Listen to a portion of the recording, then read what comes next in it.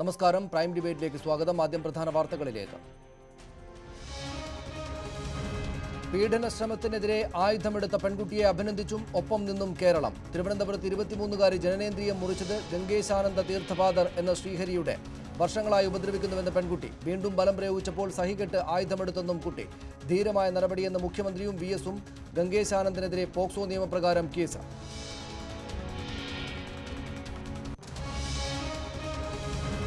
കുൽഭൂഷൺ ജാദവിന്റെ വധശിക്ഷ സ്റ്റേ ചെയ്ത വിധി അംഗീകരിക്കില്ലെന്ന് പാകിസ്ഥാൻ. പാക് കോടതി അന്താരാഷ്ട്ര നീതിന്യായ കോടതിയേക്കാൾ മുകളിലെന്ന് പ്രധാനമന്ത്രിയുടെ രാഷ്ട്രീയ ഉപദേശകൻ.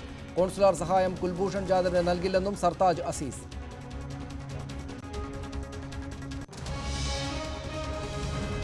സൈനിക നീക്കത്തിന് സജ്ജരായിരിക്കാൻ വ്യോമസേനാ മേധാവിയുടെ മുന്നറിയിപ്പ്. പെട്ടെന്നുള്ള സാഹചര്യങ്ങളെയും നേരിടാനാകണം. നിലവിലെ സന്നാഹങ്ങൾ വളരെ വേഗത്തിൽ ഉപയോഗിക്കണമെന്നും സൈനികരോട് BS Dhanoa.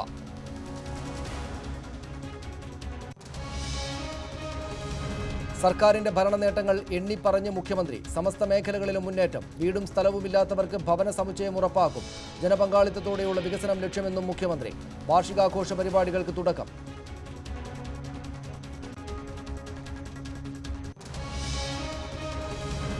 Such a long time I was in the middle of the stadium watching myself on the mega screen inside the stadium. Right.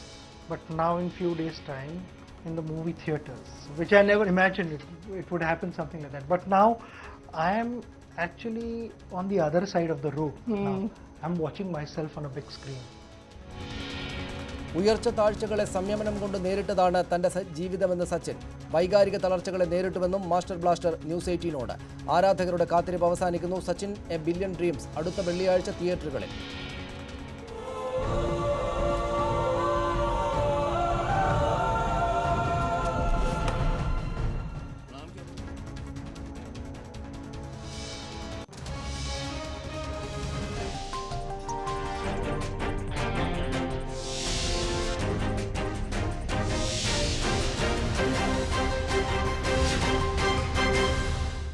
മുന്നറിയിപ്പ് മനസ്സിലാക്കുമോ പീഡകർ?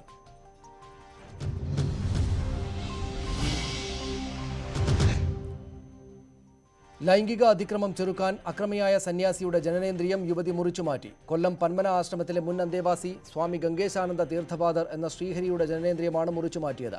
പെൺകുട്ടിയുടെ മൊഴിയുടെ അടിസ്ഥാനത്തിൽ സ്വാമിയെ പോലീസ് അറസ്റ്റ് ചെയ്തു. പെൺകുട്ടിയുടെ രഹസ്യമൊഴി തിരുവനന്തപുരം മജിസ്ട്രേറ്റ് കോടതി രേഖപ്പെടുത്തി. വെള്ളിയാഴ്ച രാത്രി 12:30 തിരുവനന്തപുരം കണ്ണമ്മൂലയിലാണ് ജനനേന്ദ്രിയം മുറിച്ചു മാറ്റിയ സംഭവം നടന്നത്. പന്മന ആശ്രമത്തിലെ മുൻ അന്തേവാസി ഗംഗേശാനന്ദ എന്ന ശ്രീഹരിയുടെ ജനനേന്ദ്രിയം 23-കാരിയായ നിയമവിദ്യാർത്ഥിനി ലൈംഗിക അതിക്രമത്തിനിടെ മുറിച്ചു മാറ്റുകയായിരുന്നു. അവശനിലയിലായ സ്വാമിയെ പോലീസ് മെഡിക്കൽ കോളേജ് ആശുപത്രിയിൽ പ്രവേശിപ്പിച്ചു. +2 വിദ്യാർത്ഥിനിയായിരുന്ന കാലം മുതൽ സ്വാമി തന്നെ ലൈംഗികമായി പീഡിപ്പിക്കുകയായിരുന്നെന്ന പെൺകുട്ടിയുടെ മൊഴിയുടെ അടിസ്ഥാനത്തിൽ ഇന്ന് വൈകിട്ടോടെ സ്വാമിയുടെ അറസ്റ്റ് പേട്ട പോലീസ് രേഖപ്പെടുത്തി. ഇദ്ദേഹത്തിനെതിരെ പോക്സോ നിയമപ്രകാരവും ബലാത്സംഗ കുറ്റത്തിനും കേസെടുത്തതായി Thiruvananthapuram city police commissioner G. Spurgeon Kumar അറിയിച്ചു. സംഗതികളെല്ലാം എന്താണ് നടന്നത് അതെല്ലാം ഡീറ്റെയിൽ ആയിട്ട് സ്റ്റേറ്റ്മെന്റ് എടുത്തിട്ടുണ്ട്. ഇപ്പോൾ FIR ഡ്രാഫ്റ്റിംഗ് സ്റ്റേജിലാണ്. FIR കംപ്ലീറ്റ് ആവും. അത് കംപ്ലീറ്റ് ചെയ്ത ശേഷം ബാക്കിയുള്ള കാര്യം. താൻ ജനനേന്ദ്രിയം സ്വയം മുറിച്ചതാണെന്ന് ഇന്നലെ ഡോക്ടറോട് പറഞ്ഞ സ്വാമി ഇന്ന് പോലീസിനോട് മൊഴി തിരുത്തി. പെൺകുട്ടി തന്നെയാണ് തന്റെ ജനനേന്ദ്രിയം മുറിച്ചതെന്ന് സ്വാമി പോലീസിനോട് സമ്മതിച്ചു. ബലാത്സംഗ കുറ്റവും സ്വാമി സമ്മതിച്ചിട്ടുണ്ട്. ഇതിന്റെ അടിസ്ഥാനത്തിലാണ് ഇയാളുടെ അറസ്റ്റ് പോലീസ് രേഖപ്പെടുത്തിയത്. പെൺകുട്ടിയുടെ രഹസ്യമൊഴി Thiruvananthapuram judicial first class magistrate രേഖപ്പെടുത്തി. ന്യൂസ് 18 തിരുവനന്തപുരം.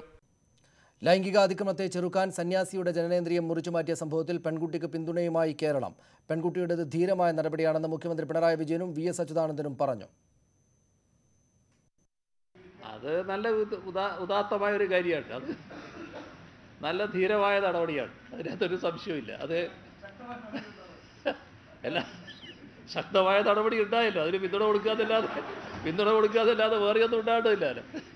ധീരമായ നടപടിയായിട്ട്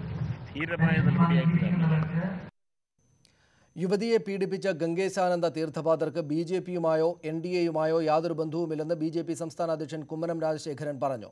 സംഭവത്തിൽ ശക്തമായ അന്വേഷണം നടത്തണമെന്ന് അദ്ദേഹം ആവശ്യപ്പെട്ടു. കേരളത്തിലെ എല്ലാ സന്യാസിമാരെയും തനിക്ക് പരിചയമുണ്ട്. അതുപോലെയുള്ള പരിചയമേ ഇദ്ദേഹവുമായി ഉള്ളൂവെന്നും അദ്ദേഹം പറഞ്ഞു.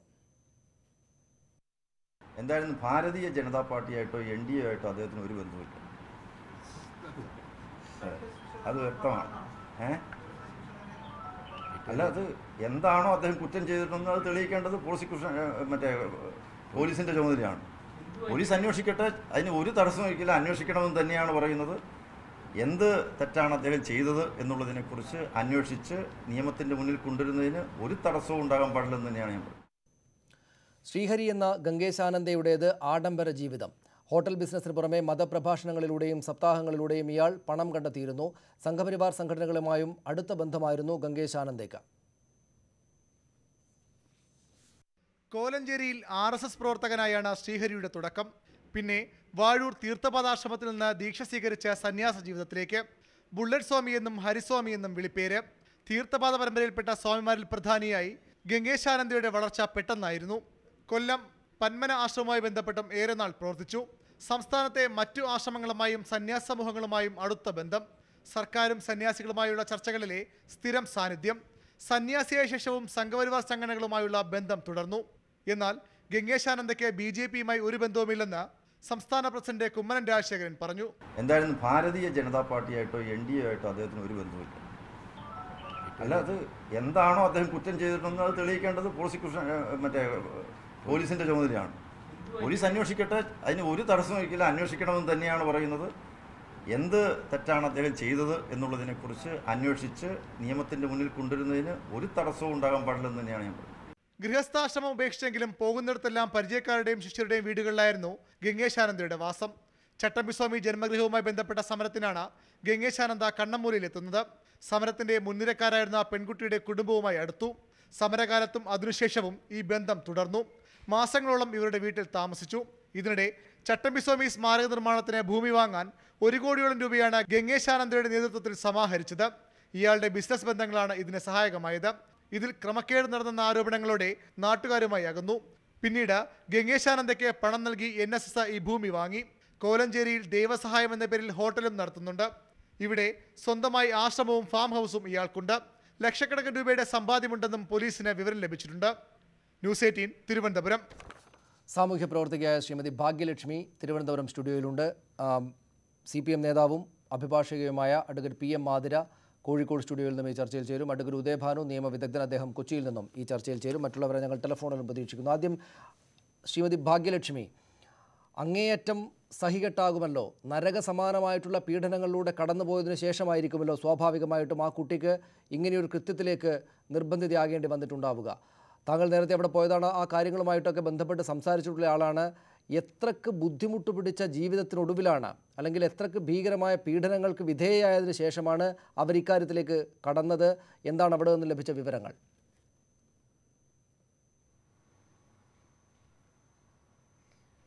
ഞാൻ ആ കുട്ടിയെ കാണാൻ ഒരു ശ്രമം നടത്തി. പക്ഷേ നിയമപരമായി ആ കുട്ടിയെ ഇപ്പോൾ നമുക്ക് കാണാൻ സാധിക്കില്ല. അതുകൊണ്ട് തന്നെ പോലീസ് സ്റ്റേഷനിൽ പോയി പോലീസിൻ്റെ അടുത്ത് ഞാൻ റിക്വസ്റ്റ് ചെയ്തു, എനിക്കൊന്ന് കാണണം എന്ന ആഗ്രഹമുണ്ട്. മറ്റൊന്നുമല്ല, ഞാൻ ഒരുപാട് വേദികളിലും ഒക്കെ ഞാൻ നിരന്തരം പറയാറുള്ളതാണ്, ഇങ്ങനെ പെൺകുട്ടികളെ പീഡിപ്പിക്കുന്നവനെയും അല്ലെങ്കിൽ പീഡിപ്പിക്കാൻ ശ്രമിക്കുന്നവനെയും ലിംഗച്ഛേദം ചെയ്തേക്കൂ എന്ന് ഞാൻ പലപ്പോഴും പറഞ്ഞിട്ടുണ്ട്. അതങ്ങനെ തന്നെ ഒടുവിൽ സംഭവിച്ചല്ലോ എന്നൊരു സന്തോഷം, ആ കുട്ടിയെ കണ്ട് ഒന്ന് കൈ കൊടുക്കുക എന്നതായിരുന്നു എൻ്റെ ഉദ്ദേശം. പക്ഷേ ഞാൻ നിയമത്തെ ബഹുമാനിക്കുന്നു. എനിക്ക് കുട്ടിയെ കാണാൻ സാധിച്ചില്ല, അതുകൊണ്ട് കണ്ടില്ല. പക്ഷേ ഈ വിഷയത്തിൽ സത്യത്തിൽ എനിക്ക് പലപ്പോഴും നമ്മൾ ഒരു പീഡനം നടന്നു കഴിയുമ്പോൾ നമ്മൾ എന്താണ് ചെയ്യുന്നത്? കുറേ സ്ത്രീകൾ ഒരു ജാഥ നയിക്കും, അല്ലെങ്കിൽ പ്രതിഷേധ യോഗങ്ങൾ ഉണ്ടാവും. ഇങ്ങനെ ഒരു സംഭവം നടന്നപ്പോൾ എനിക്ക് പടക്കം പൊട്ടിച്ച് അങ്ങോട്ട് ആഘോഷിക്കണം എന്ന് തന്നെ തോന്നി. കാരണം ഈ പെൺകുട്ടി കൊടുത്തിരിക്കുന്നത് ഒരു ചെറിയ സന്ദേശമല്ല, ഒരുപാട് പെൺകുട്ടികൾക്ക് വലിയൊരു പ്രചോദനമാണ് ഇന്ന് ഈ കുട്ടി നൽകിയിരിക്കുന്നത്. അത് ആ കുട്ടിയെ അഭിനന്ദിക്കാതെ പറ്റില്ല. സ്ത്രീ പുരുഷ വ്യത്യാസമില്ലാതെ സകല ആളുകളും എന്നോട് വ്യക്തിപരമായിട്ട് എന്നെ ഫോണിൽ വിളിച്ച് പറഞ്ഞത്, എങ്ങനെയെങ്കിലും ആ കുട്ടിയെ കണ്ട് ഒന്ന് പറയണം, ഈ സമൂഹം മുഴുവനും നിന്നോടൊപ്പം ഉണ്ട് മോളെ എന്നൊരു സന്ദേശം ആ കുട്ടിക്ക് നൽകണേ എന്ന്. തീർച്ചയായിട്ടും ഈ സന്ദേശം കോടതി പോലും അംഗീകരിക്കണം എന്നൊരു ചെറിയ അഭ്യർത്ഥന കൂടിയുണ്ട്. കാരണം പഴയ കാലമല്ല, സൂര്യനെല്ലി പെൺകുട്ടിയെപ്പോലെ ഇനിയുള്ള പെൺകുട്ടികൾ മുറിക്കുള്ളിൽ അടഞ്ഞിരിക്കില്ല എന്നതിൻ്റെ ഒരു ചെറിയ തുടക്കമാണിത്. ഇതിങ്ങനെ പോയി കഴിഞ്ഞാൽ അവസാനം എല്ലാ പെൺകുട്ടികളും നിയമം കയ്യിലെടുക്കുന്ന ഒരവസ്ഥയിലേക്ക് വരും. അങ്ങനെ ഒരവസ്ഥയിലേക്ക് വന്നാൽ അതിന് പ്രധാന കാരണക്കാർ നമ്മുടെ നിയമപാലകർ തന്നെയാണ്. അതിൻ്റെ ഒരു സന്ദേശമാണ് ഇന്ന് ആ കുട്ടി പങ്കുവച്ചിരിക്കുന്നത്. തിരിച്ചു വരാം ശ്രീമതി ഭാഗ്യലക്ഷ്മി. അഡ്വക്കേറ്റ് ആതിര, അങ്ങേയറ്റം ധീരമായിട്ടുള്ള പ്രവൃത്തിയാണ്. ഇക്കാര്യങ്ങൾ വലിയ തോതിൽ മുന്നറിയിപ്പാകുന്ന വിധത്തിലുള്ള ആ പ്രവൃത്തിയാണ് അവരുടെ ഭാഗത്തു നിന്നുണ്ടായത്. പൂർണ്ണമായിട്ടും കേരളം എല്ലാവരും അവർക്ക് പിന്നിൽ ഉറച്ചു നിൽക്കുകയുമാണ്.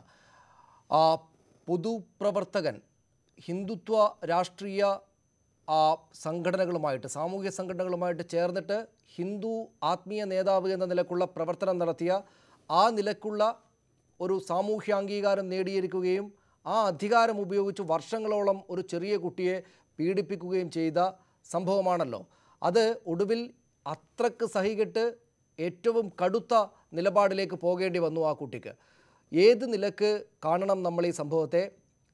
ഇത് യഥാർത്ഥത്തിൽ ഈ പലതരത്തിലുള്ള അധികാരങ്ങൾ ഉപയോഗിച്ച് സ്ത്രീകൾക്കെതിരായിട്ട് അതിക്രമങ്ങളിൽ ഏർപ്പെടുന്ന ആളുകൾക്കുള്ള മുന്നറിയിപ്പായിട്ട് പൂർണ്ണമായും മാറുമോ?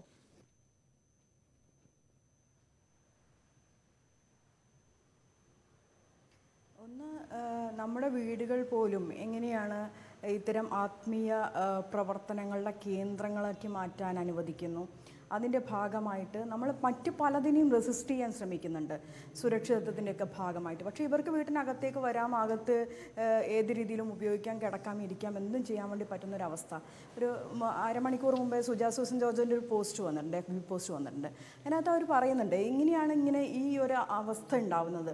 അത് ഈ അമ്പലം, ഹിന്ദുത്വം മാത്രമല്ല, എല്ലാ മതത്തിൽപ്പെട്ട ആളുകൾക്കും ഈ മത പുരോഹിതർക്ക് ഇങ്ങനെ അകത്തേക്ക് വരാൻ ഒരു റെസ്ട്രിക്ഷനും ഇല്ലാത്ത രീതിയിൽ വരാൻ കഴിയുന്ന രീതിയിലുള്ളൊരു സാഹചര്യം ഉണ്ടായിട്ടുണ്ട്. അതിന് മറ്റു പലതും നമ്മൾ ആലോചിക്കുമ്പോൾ, ഉത്കണ്ഠപ്പെടുമ്പം ഇത് പലപ്പോഴും നമ്മുടെ ഒന്നും ഉത്കണ്ഠയുടെ ഭാഗമായി ഇത്തരം ഒരു വിഷയം വരുന്നേയില്ല എന്നുള്ളതാണ്. അപ്പോൾ അതുകൂടി വിഷയമാകണം, അവരെ കൂടി ആ രീതിയിലേക്ക് റെസിസ്റ്റ് ചെയ്യേണ്ടതാണ്, അവരെ കൂടി ആ രീതിയിൽ കാണേണ്ടതാണ് എന്ന് ഈ അനുഭവം പഠിപ്പിക്കുന്നുണ്ട്. മറ്റൊന്ന്, ഭാഗ്യലക്ഷ്മി ചേച്ചിയൊക്കെ പറഞ്ഞ ആ വികാരത്തോടൊപ്പം നിൽക്കുമ്പോഴും എന്നെ ഉത്കണ്ഠപ്പെടുത്തുന്ന മറ്റൊന്നും കൂടിയുണ്ട്. ഈ സമൂഹത്തിനകത്ത് നിലനിൽക്കുന്ന ഒരു നീതിന്യായ വ്യവസ്ഥ, സംവിധാനങ്ങൾ, ഇവയൊക്കെ ഇത്രത്തോളം ദുർബലപ്പെട്ടതാണ് ഇത്തരം ഒരു അവസ്ഥയിലേക്ക് നയിച്ചത് എന്നുള്ളതാണ്. അല്ല, അതിലുള്ള വിശ്വാസ്യത നഷ്ടപ്പെടുന്നു. ആ വിശ്വാസ്യത നഷ്ടപ്പെടുമ്പം എനിക്കുള്ള നീതി ഞാൻ തന്നെ നടപ്പിലാക്കും നടപ്പിലാക്കേണ്ടി വരുന്നു എന്നുള്ളൊരവസ്ഥയിലേക്ക് സമൂഹത്തെ കൊണ്ടുചെന്നെത്തിക്കുന്നു. അതുകൊണ്ടാണ് അപലപിക്കേണ്ടുന്ന ഘട്ടത്തിൽ പോലും പലർക്കും അഭിനന്ദിക്കേണ്ടുന്ന അവസ്ഥ ഉണ്ടാകുന്നത് ഈ ഒരു സാമൂഹിക യാഥാർത്ഥ്യങ്ങളിൽ നിന്നുകൊണ്ടാണ്. ഇതിന് നിനക്ക് രക്ഷയ്ക്കായി നീതി ഉണ്ടാവില്ല, പോലീസ് സംവിധാനങ്ങൾ ഉണ്ടാവില്ല, ഭരണകൂടം ഉണ്ടാവില്ല, നീ തന്നെ നിൻ്റെ നീതി നടപ്പിലാക്കിക്കൊള്ളൂ എന്ന് പറയുന്ന ഒരു ജനാധിപത്യ രാജ്യത്തിന് ഒരിക്കലും നിരക്കാത്ത രീതിയിലുള്ള ഒരു ബാർബേറിയൻ സംവിധാനത്തിലേക്ക് പോകുന്നു എന്നുള്ളതാണ്. അങ്ങനെ പോകുന്ന സമയത്ത് സ്വാഭാവികമായിട്ടും ഞങ്ങളെയൊക്കെ ഉത്കണ്ഠപ്പെടുത്തുന്ന ഒരു കാര്യം, ഇത് എങ്ങനെയാണ് ഈ സിസ്റ്റത്തിനകത്ത് ഇന്നിങ്ങനെയുള്ള പ്രതികരണങ്ങൾ വരുന്ന സമയത്ത് അതൊരു ഉണ്ടാക്കുന്നൊരു അവസ്ഥയുണ്ട്. അത് ഭീകരം തന്നെയാണ്. അതിനെ മറികടക്കുന്നതിന് വേണ്ടി അവർക്ക് കൂടി ഉള്ളതാണ് ഈ സംവിധാനം എന്ന് അവരെ ബോധ്യപ്പെടുത്താൻ പറ്റാതെ പരാജയപ്പെട്ടു പോയ ഒരു സംവിധാനത്തിലേക്ക് ഇത് വിരൽ ചൂണ്ടുന്നുണ്ട്. അത് സത്യത്തിൽ നേരത്തെ പറഞ്ഞ രീതിയിൽ എങ്ങനെയാണ് ഈ നാട്ടിലെ ഇപ്പോൾ സൂര്യനെല്ലി കേസിൻ്റെ സ്ത്രീയെക്കുറിച്ച് പറഞ്ഞു. അവരോട് കേരളത്തിലെ നീതിപീഠം, ഹൈക്കോടതി ചോദിച്ചൊരു ചോദ്യമുണ്ട്, പിന്നെ മറ്റൊന്നുമല്ല, ഇവിടുത്തെ സംവിധാനങ്ങളൊന്നും നിങ്ങളെ സംരക്ഷിക്കാനുണ്ടാവില്ല, നിങ്ങൾക്കൊന്ന് ഉറക്കെ നിലവിളിക്കാമായിരുന്നില്ലേ, നിങ്ങൾക്ക് ഓടി രക്ഷപ്പെടാൻ ശ്രമിക്കാമായിരുന്നില്ലേ, ഇല്ലെങ്കിൽ നിങ്ങൾ ഇതിനൊക്കെ സമ്മതം മൂളി എന്ന് വേണം കരുതാൻ. അതിൻ്റെ ഒരു കൂടിയ രൂപമാണ് ഞാൻ ഉറക്കം നിലവിളിച്ചിട്ടും ഓടി രക്ഷപ്പെട്ടിടാനും കഴിയാത്തൊരു ഘട്ടത്തിൽ ഇതല്ലാതെ മറ്റു മാർഗങ്ങളില്ലാത്തൊരു പെൺകുട്ടി അവലംബിച്ചൊരു രീതിയാണിത്. അതുകൊണ്ട് തന്നെ ഇത് നമ്മളൊക്കെ ഉൾക്കൊള്ളുന്ന ഒരു സംവിധാനം എത്രത്തോളം ദുർബലമാണ് എന്നുള്ളതിലേക്കുള്ള ഒരു സൂചന കൂടിയാണത്. ഇത് ഇങ്ങനൊരു സംവിധാനത്തിൻ്റെ തുടർച്ചയിലേക്ക് പോകുന്നതാണെങ്കിൽ ഇവിടെ ഒരു ജനാധിപത്യ രാജ്യം എന്ന് പറയുന്നതിലും നീതി നിർവഹണ വ്യവസ്ഥയുണ്ട് എന്ന് പറയുന്നതിലും അർത്ഥമില്ലാത്ത അവസ്ഥയിലേക്ക് പോവുകയാണ്. മറ്റൊന്ന്, രാജ്യം ഭരിക്കുന്നവരുടെ പ്രത്യയശാസ്ത്രം, ആ പ്രത്യയശാസ്ത്രത്തിന്റെ തണലിൽ വളർന്നു വന്നവർ. അതിലേക്ക് വരാം ശ്രീമതി PM ആതിര, ഞാൻ താങ്കളിലേക്ക് വരാം. ശ്രീമതി ഭാഗ്യലക്ഷ്മി, ഈ കഴിഞ്ഞ സമീപകാലത്തുണ്ടായ മറ്റൊരു സംഭവം, ഇതുമായി ബന്ധപ്പെട്ട് ആലോചിച്ച് നോക്കുമ്പോൾ ഓർമ്മയിൽ വരുന്ന ഏറ്റവും പ്രധാനപ്പെട്ട ഒരു സംഭവം സമീപകാലത്തുണ്ടായിട്ടുള്ള മറൈൻ ഡ്രൈവിൽ ഒന്നിച്ചിരുന്ന ആൺകുട്ടികളെയും പെൺകുട്ടികളെയും ശിവസേനക്കാർ അടിച്ചോടിച്ചതാണ്. നമ്മൾ സമീപകാലത്ത് കണ്ട സംഭവ വികാസങ്ങളിലൊന്നും പുറത്തു വെച്ച് പെൺകുട്ടികൾ പീഡിപ്പിക്കപ്പെട്ട സംഭവമില്ല. തീരെയില്ലെന്നല്ല, വലിയ തോതിൽ വാർത്തയായതെല്ലാം വീടിനകത്ത് വെച്ച് പീഡിപ്പിക്കപ്പെട്ടതാണ്. അതിപ്പോൾ വാളയാറിൽ ആ 2 ചെറിയ കുട്ടികൾ നിരന്തരമായ പീഡനങ്ങൾക്കൊടുവിൽ ഒന്നിനു പിറകെ ഒന്നായി ആത്മഹത്യ ചെയ്ത സംഭവമാണെങ്കിലും ക്രൈസ്തവ പുരോഹിതൻ അവിടെ വെച്ചൊരു കുട്ടിയെ പീഡിപ്പിച്ച് ഗർഭിണിയാക്കിയതാണെങ്കിലും ഇന്നിപ്പോൾ ഈ ഒരു ആത്മീയ നേതാവ്, ഹിന്ദു ആത്മീയ നേതാവ് ഇങ്ങനെ ചെയ്ത് അതിനുള്ള ശിക്ഷ ആ സമയത്ത് തത്സമയം ഏറ്റുവാങ്ങിയതാണെങ്കിലും പുറത്തു വെച്ചല്ല, വീടിനകത്ത് വെച്ച് ആണ് കുട്ടികൾ പീഡിപ്പിക്കപ്പെടുന്നത്. അമ്മയും അച്ഛനും അടക്കമുള്ള ആളുകൾക്ക് തടയാനാകാത്തതാണ്. വീട്, മാതാപിതാക്കൾ 2 പ്രധാനപ്പെട്ട സുരക്ഷാ കേന്ദ്രങ്ങളെന്ന് കരുതുന്ന ഇടങ്ങൾ നിഷേധിക്കപ്പെടുന്നു പെൺകുട്ടികൾക്ക് എന്നതുകൂടെ വളരെ വളരെ അപകടകരമായിട്ടുള്ള സാഹചര്യമല്ലേ? ആ അപകടകരമായ സാഹചര്യങ്ങളെ കൂടെ അതിജീവിക്കാൻ ഇന്ന് ഈ കുട്ടി നടത്തിയ ധീരമായ ഇടപെടൽ കൊണ്ട് സാധിക്കുമോ?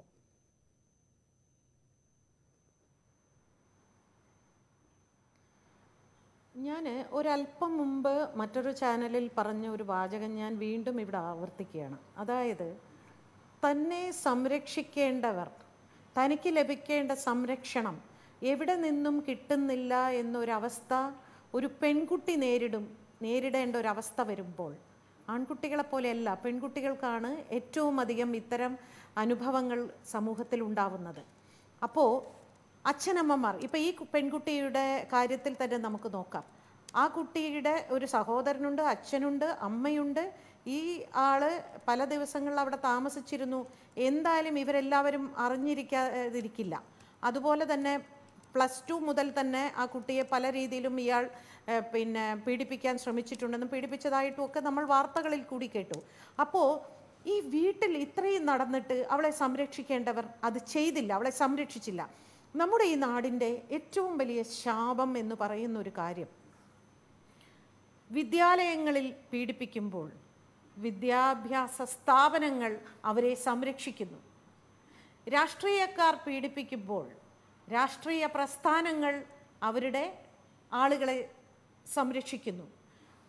ആത്മീയ ആചാര്യന്മാർ പീഡിപ്പിക്കുമ്പോൾ ആത്മീയ പ്രസ്ഥാനങ്ങൾ അവരെ സംരക്ഷിക്കുന്നു.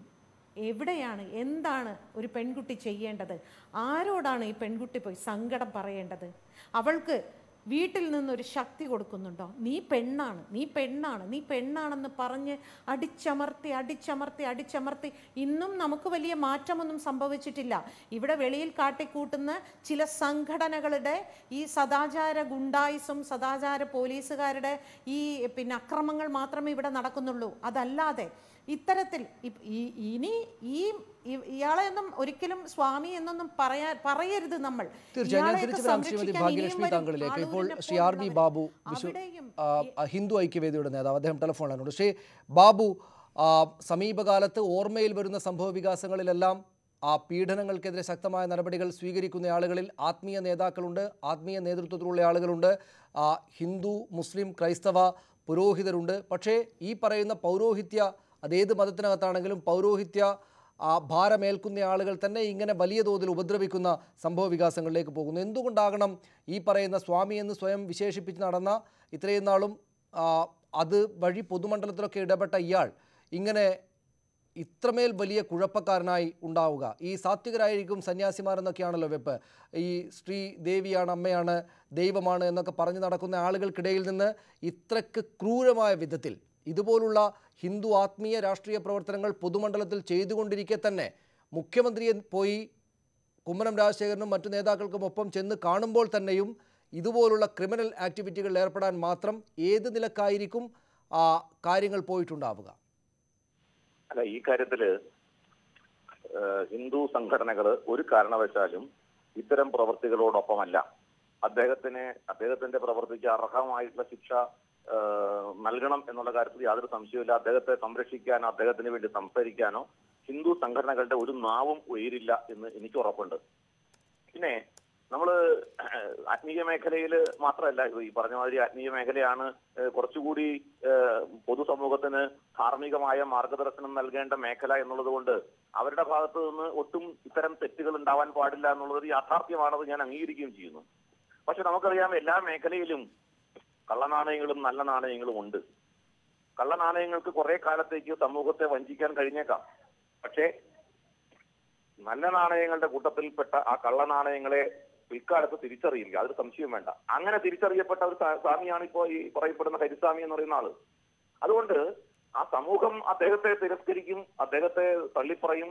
സമൂഹം ഒറ്റക്കെട്ടായി ആ പെൺകുട്ടിയുടെ ഭാഗത്തായിരിക്കും. അതിനൊന്നും യാതൊരു സംശയവും വേണ്ട. ശ്രീ ആർ വി ബാബു, അദ്ദേഹം ഈ പൊതുമണ്ഡലത്തിൽ, അദ്ദേഹമല്ല അയാൾ ഈ പൊതുമണ്ഡലത്തിൽ ഇങ്ങനെ പ്രവർത്തിച്ചു കൊണ്ടിരിക്കുമ്പോൾ ഒരു സംഘടനയ്ക്കും ഒരു വ്യക്തിക്കും തിരിച്ചറിയാനാകുന്നില്ല ഇയാൾക്കകത്തെ കുഴപ്പം എന്ന്. അതെന്തുകൊണ്ടായിരിക്കണം? അത് ഒപ്പം അങ്ങനെയെങ്കിൽ എല്ലാവരെയും സംശയിക്കേണ്ടതായി വരില്ലേ? ഈ വീടുകൾക്കകത്തേക്ക് വലിയ സ്വീകാര്യത കിട്ടുകയാണ്. ഈ ആത്മീയ മണ്ഡലത്തിൽ പ്രവർത്തിച്ചാൽ മാത്രം മതി, എന്തു കുഴപ്പക്കാരനാണെങ്കിലും ആളുകളുടെ ആദരവ് കിട്ടുകയാണ്, വീടുകൾക്കകത്തേക്ക് പ്രവേശനം ലഭിക്കുകയാണ്.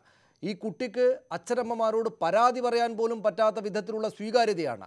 ഈ ആത്മീയ നേതാക്കളെ വീടിന് പുറത്ത് മാത്രമേ കാണാവൂ, അകത്തേക്ക് അടുപ്പിക്കരുത് എന്ന് നിങ്ങളടക്കമുള്ള സംഘടനകളെ ആളുകൾ നാട്ടുകാരോട് പറയേണ്ടതല്ലേ? ഇപ്പോ ആത്മീയ മേഖലയിൽ മാത്രമല്ലല്ലോ സനീഷ്, എല്ലാ മേഖലയിലും ഇല്ലേ? തൊട്ടടുത്ത ദിവസം കഴിഞ്ഞ 2 മാസം മുമ്പിൽ ഒരു മന്ത്രി രാജിവെച്ച് പോകേണ്ട വന്നത്. ആ മന്ത്രിയെ സംബന്ധിച്ചിടത്തോളം ഉള്ള സംഭാഷണങ്ങളെ സംബന്ധിച്ച് നമുക്ക് എല്ലാവർക്കും അറിയാവുന്നതല്ലേ. അതും ഈ ഭാവിയിൽ ഈ രീതിയിലേക്ക് പരിണമിക്കാവുന്ന ഒരു സംഭവമായിരുന്നില്ലേ? ബാക്കി എല്ലാവരും മാധ്യമങ്ങളൊന്നും ആ സംഭവത്തിൽ ഈ പറയുന്ന മാധ്യമത്തിന്റെ കൂടെ നിന്നില്ല എങ്കിലും സംഭവം എന്താ? അപ്പൊ ഇത് എല്ലാ മേഖലയിലും ഉണ്ട്, അതൊരു യാഥാർത്ഥ്യമാണ്. പക്ഷെ ഞാൻ ഒരു കാരണവശാലും ഈ മേഖലയിൽ ഉണ്ടാകാൻ പാടില്ലെന്ന് വിശ്വസിക്കുന്ന ആളാണ്. അത് ഞാൻ കൂട്ടിച്ചേർക്കുകയാണ്. ഈ മേഖലയിൽ ഒരു കാലത്ത് രാഷ്ട്രീയ മേഖലയിൽ, തൊഴിലിടങ്ങളിൽ, യാത്രാവേളകളിൽ, ഇങ്ങനെയുള്ള ഒട്ടനവധി മേഖലകളിലൊക്കെ ഇത്തരത്തിൽ സ്ത്രീകൾ അതിക്രമിക്കപ്പെടുന്നു, ലൈംഗിക ചൂഷണത്തിനിരയാവുന്ന സന്ദർഭങ്ങളുണ്ട്. പക്ഷെ അവിടെയൊക്കെ ഉണ്ടായാലും ആത്മീയ മേഖലയിൽ ഉണ്ടാകാൻ പാടില്ലാത്തതാണ്. പക്ഷേ സംഭവിക്കുന്നു, സമൂഹത്തിലുണ്ടായ മൂല്യച്യുതിയുടെ ഭാഗമായിട്ട് അത് സംഭവിക്കുന്നു. ഈ കള്ളനാണയങ്ങളെ തിരിച്ചറിയപ്പെടാനാവാത്ത തരത്തിൽ സാമർഥ്യം ഇവർക്കുണ്ട് എന്ന് വേണം മനസ്സിലാക്കാൻ. പൊതുസമൂഹത്തിന്, മാധ്യമങ്ങൾക്ക്, ഇപ്പോ കണ്ണമൂലയിലെ സമരത്തിനൊക്കെ നേതൃത്വം കൊടുത്ത സ്വാമിയാണത്. അന്ന് ഈ സ്വാമിയുടെ ഭൂതകാലം ഒരു മാധ്യമങ്ങളും പുറത്തു കൊണ്ടുവന്നില്ല, ഒരാളും അന്വേഷിച്ച് കണ്ടെത്തിയില്ല. അപ്പോ അന്ന് നമ്മൾ സഹകരിക്കുന്ന എന്തൊരു അടിസ്ഥാനത്തിലാ? നമുക്ക് നാളെ ഈ പറയപ്പെടുന്ന ആള് ഇന്ന കുറ്റം ചെയ്യുമെന്ന് പ്രതീക്ഷിച്ചുകൊണ്ട് അന്ന് തീരുമാനിക്കാൻ സാധിക്കുമോ? ഇല്ല. അതായത് ഹിന്ദു ആത്മീയത അല്ലെങ്കിൽ ആത്മീയത എന്ന സംഗതി, സന്യാസം എന്നൊക്കെ പുറത്തു പറയുന്ന സംഗതി ഒരു മനുഷ്യനെ, ഒരു ക്രിമിനലിനെ അതല്ലാതായി മാറ്റുന്ന വലിയ പ്രധാനപ്പെട്ട വളരെ ഉദാത്തമായിട്ടുള്ള സംഗതിയൊന്നുമല്ല. ഈ പറയുന്ന സന്യാസം കുറേ കാലം കൊണ്ടു നടക്കുന്ന, പുറത്ത് അങ്ങനെയൊക്കെ തോന്നുന്ന, അവരെ കൂടെ കൂട്ടി മുഖ്യമന്ത്രിയെ കാണാനും പൊതുപ്രവർത്തനങ്ങൾ ഏർപ്പെടാനും ഒക്കെ മറ്റുള്ളവർക്കും തോന്നിപ്പിക്കുന്ന വിധത്തിൽ ഉള്ള ആളുകൾക്കകത്തും അങ്ങേയറ്റം ക്രിമിനലായിട്ടുള്ള ആളുകൾ ഉണ്ടാകും. ഈ സംഘടനക്കകത്തും സന്യാസിമാർക്കും ഒന്നും തിരിച്ചറിയാൻ പറ്റുന്നതല്ല. അതുകൊണ്ട് അകറ്റി നിർത്തുന്നതാണ് വീട്ടുകാർക്ക് നല്ലത് എന്ന നിലപാട് സ്വീകരിക്കുന്നതായിരിക്കില്ലേ നമുക്ക് ഗുണകരം? അങ്ങനെ കരുതുന്നത് ശരിയല്ല. സമൂഹത്തിൽ എത്രയോ നല്ല ആൾക്കാരുണ്ട്. ആ നല്ല ആളുകളുടെ കൂട്ടത്തിൽ ചീത്ത ആൾക്കാരുണ്ട്. ഇതിനെ നമുക്ക് ശരിയാണ്, വീട്ടുകാരും അല്ലെങ്കിൽ പൊതുസമൂഹവും അല്പം സൂക്ഷിച്ചാണ് ഇത്തരം ആൾക്കാരോട് ഇടപെടുക ഇനി മുതൽ എന്നുള്ളതൊക്കെ ശരിയാണ്. പക്ഷെ അങ്ങനെ അവിശ്വസിച്ചുകൊണ്ട് നമുക്ക് മുന്നോട്ട് പോകാൻ സാധ്യമാണോ? സമൂഹം മൊത്തത്തിൽ ചില സംഭവങ്ങൾ ഉണ്ടാകുമ്പോൾ മൊത്തത്തിൽ ഒരു അവിശ്വസിച്ചുകൊണ്ട് മുന്നോട്ട് പോകാൻ സാധ്യമല്ല. ഒരു റീസണബിൾ ആയിട്ടുള്ള കോഷൻ ഈ കാര്യത്തിൽ ഉണ്ടാവണം എന്നുള്ള കാര്യത്തിൽ സംശയമില്ല. ആരോടായാലും, ഏത് മേഖലയിലായാലും റീസണബിൾ കോഷൻ നമുക്ക് ഞാൻ തിരിച്ചു വരാം താങ്കളിലേക്ക്. ശ്രീമതി പി എം മാതിര, ഇത് ഏത് നിലക്ക് വീട്ടുകാരോട് പറയാനാകുന്നില്ല? ഒരു +2 കാലം തൊട്ട് ഇന്നിപ്പോൾ ഈ സംഭവ വികാസം, ഈ ഒടുവിലത്തെ ഈ ക്ലൈമാക്സിൽ എത്തിച്ചേരുന്നത് വരെയുള്ള സമയത്ത് അനുഭവിച്ചിട്ടുള്ള അതിദയനീയമായ പീഡനങ്ങൾ, അങ്ങേയറ്റം ആ വീടിനകത്തുണ്ടായിരിക്കുന്ന ഭയം, ഇതൊന്നും വീട്ടുകാരോട് പോലും പറയാനാകുന്നില്ല. വീട്ടിനകത്തൊരു പീഡകനെ സന്യാസി എന്ന നിലയിൽ വന്ന് വിളിച്ചിരുത്തിയിരിക്കുകയാണ്, സകല സ്വാതന്ത്ര്യം കൊടുത്തിരിക്കുകയാണ്. എന്തുകൊണ്ടാകണം അത്? ഈ പറയുന്ന ആത്മീയതയുടെ മൂടുപട വിട്ടുകഴിഞ്ഞാൽ പിന്നെ അവരെന്തിനും എവിടെയും ചെന്നെത്താവുന്ന ആളുകളാണ് എന്ന നിലപാട് കേരളത്തിൽ കൂടി വരികയാണോ? അതിൽ നിന്ന് എങ്ങനെയാണ് പിന്നോട്ട് പോകേണ്ടത്?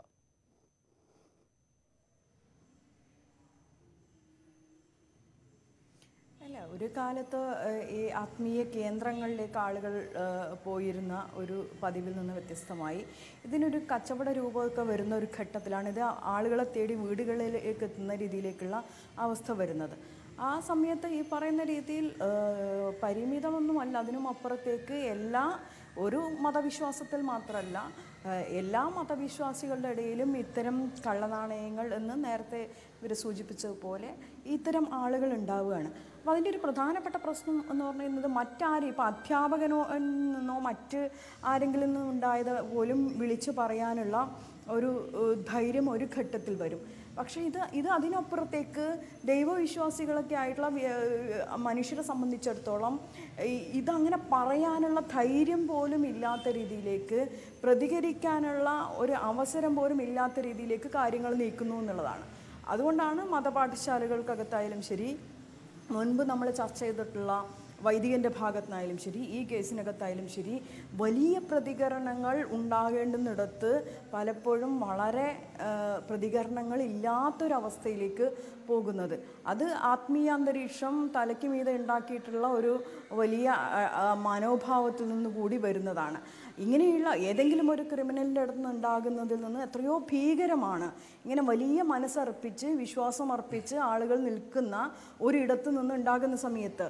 അത് അധ്യാപകരിൽ നിന്നുണ്ടാകുന്നു, മറ്റു പലയിടത്തു നിന്നുണ്ടാകുന്നു, ഔദ്യോഗിക സംവിധാനങ്ങളിൽ ചിലരുടെ അടുത്ത് നിന്നുണ്ടാകുന്നു എന്നൊക്കെ പറയുന്നതിനേക്കാളും എത്രയോ ആഴമേറിയിട്ടുള്ള ഗൗരവപരമായിട്ടുള്ള കുറ്റകൃത്യമായിട്ട് ഇത് പരിണമിക്കുന്നത്. ഇതിനപ്പുറം എന്നെ കാക്കാൻ പടച്ചോനുണ്ട് എന്ന് വിചാരിച്ച് പടച്ചോൻ്റെ പ്രതിനിധിയായിട്ട് മുന്നിൽ വരുന്ന, ദൈവത്തിൻ്റെ പ്രതിനിധിയായിട്ട് അവരുമായിട്ടുള്ള ലിങ്കായിട്ട് കണക്ഷനായിട്ട് അവർ തന്നെ ദൈവം എന്ന് പറഞ്ഞ രീതിയിലൊക്കെ മുന്നിൽ വരുന്ന ആളുകളിൽ നിന്ന് ഇത്തരം ഒരു അവസ്ഥ ഉണ്ടാകുന്ന സമയത്ത് പിടിച്ചൊരു കച്ചിത്തുരുമ്പിൽ നിന്നാണ് ഈ പീഡനം ഉണ്ടാകുന്നത്. പിന്നെ ആരോട് പരാതിപ്പെടും? പരാതിപ്പെട്ട് കഴിഞ്ഞാൽ എങ്ങനെയായിരിക്കും എന്നെ കരുതുക?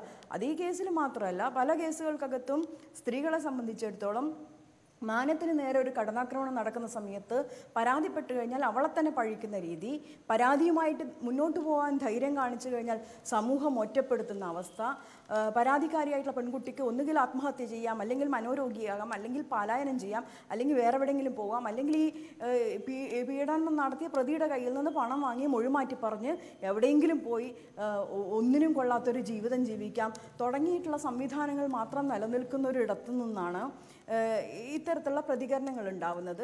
അത് സ്വാഭാവികമായിട്ടും ഈ പ്രതികരണങ്ങളൊക്കെ പ്രതികരിച്ചാൽ മോശക്കാരിയാക്കുന്ന ഒരു സംവിധാനത്തിനകത്ത് നിന്ന് അതും ഇങ്ങനെ ഒരാളോട് പ്രതികരിക്കണം എന്ന് വരുന്ന സമയത്ത് അതുണ്ടാക്കുന്ന ഒരവസ്ഥ തീർച്ചയായും അത്ര വലിയ പ്രശ്നങ്ങളൊക്കെ ഉണ്ട്. ശ്രീമതി ഭാഗ്യലക്ഷ്മി, നിങ്ങൾക്ക് നീതി കിട്ടുകയില്ല. നിങ്ങൾക്ക് ഉള്ള നീതി നിങ്ങൾ തന്നെ നടപ്പാക്കുകയാണ് വേണ്ടത്. ലിംഗച്ഛേദനമാണ് നിങ്ങളെ ഉപദ്രവിക്കുന്ന ആളുകളോട് നിങ്ങൾ ചെയ്യേണ്ടത്. നിങ്ങളുടെ നീതി നിങ്ങൾ തന്നെ നടപ്പാക്കുമ്പോഴാണ്, ശിക്ഷ നിങ്ങൾ തന്നെ കൊടുക്കുമ്പോഴാണ് ധീരത എന്ന് നാട്ടുകാരെല്ലാം നിങ്ങളെ വാഴ്ത്തുക. അക്കാര്യത്തിൽ മുഖ്യമന്ത്രിയും മുതിർന്ന രാഷ്ട്രീയ നേതാക്കൾ അടക്കമുള്ള ആളുകൾ ഉണ്ടാകും എന്നൊക്കെ നമ്മൾ ഇത്തരം സംഗതികളെ പിന്തുണയ്ക്കുമ്പോൾ ഉള്ള മറ്റൊരു പ്രശ്നം കൂടെയില്ല, അതിൻ്റെ മറുവശം. അതായത് ഇത്തരമൊരു ഭയജനകമായ സാഹചര്യത്തിൽ ഇങ്ങനെ ധീരത പ്രകടിപ്പിക്കാനാകാത്ത കുട്ടികളുണ്ടാകുമല്ലോ. ശാരീരികമായിട്ട് ശേഷിയില്ലാത്ത ചെറുതും വലുതുമായിട്ട് എത്രയോ കുട്ടികൾ. ഈ ധീരത, സ്വയം ശിക്ഷ നടപ്പാക്കാനൊന്നും സാധിക്കാത്ത ആളുകൾക്ക് ഒപ്പം നിൽക്കേണ്ടുന്ന നിയമവ്യവസ്ഥയെ അവിശ്വസിക്കുകയും പോലീസ് സംവിധാനങ്ങൾ അടക്കമുള്ള അന്വേഷണ സംവിധാനങ്ങളെ അവിശ്വസിക്കുകയും നിങ്ങൾ തന്നെ നടപ്പാക്കിക്കോളൂ എന്ന് പറയുമ്പോൾ ഈ പറയുന്ന നെഗറ്റീവായിട്ടുള്ള അതിൻ്റെ മറുവശം നമ്മുടെ നിയമ സംവിധാനങ്ങളെയും നമ്മുടെ സുരക്ഷാ സംവിധാനങ്ങളെയും കർക്കശമാക്കുകയും സ്ത്രീപീഡനങ്ങളിൽ നിന്ന് പുരുഷന്മാരോട് ഒഴിഞ്ഞു പോകാൻ ബോധവൽക്കരണ ശ്രമങ്ങൾ നടത്തുകയും സമൂഹത്തെ ആകെ തന്നെയും മാറ്റിത്തീർക്കുകയും ഒക്കെ ചെയ്യേണ്ടുന്നതിന് പകരം അവനവൻ്റെ നീതി അവരവർ നടപ്പാക്കുക എന്ന നിലയിലേക്ക് കാര്യങ്ങൾ പോകുന്നതിന് നെഗറ്റീവായൊരു വശം കൂടെയില്ലേ? അക്കാര്യം ഈ ഘട്ടത്തിൽ പറയേണ്ടതുണ്ടോ? ആ കാര്യം ഈ ഘട്ടത്തിൽ പറയുന്നതിൽ തെറ്റുണ്ടോ?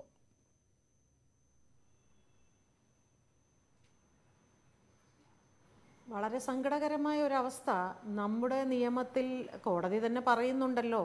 അവിടെ മാനുഷികമോ അല്ലെങ്കിൽ ദയയോ ഒന്നുമല്ല, അവിടെ തെളിവുകൾക്കാണ് പ്രാധാന്യം എന്ന് പറയുന്നുണ്ടല്ലോ. തെളിവുണ്ടെങ്കിൽ മാത്രമേ നമുക്ക് എല്ലാവർക്കും, കോടതിക്കും വ്യക്തമായിട്ട് അറിയാവുന്ന ഒരു കാര്യം തന്നെയാണ് സൗമ്യയുടെ കേസ്. എന്നിട്ടും അതിൻ്റെ വിധി എങ്ങനെയായിരുന്നു?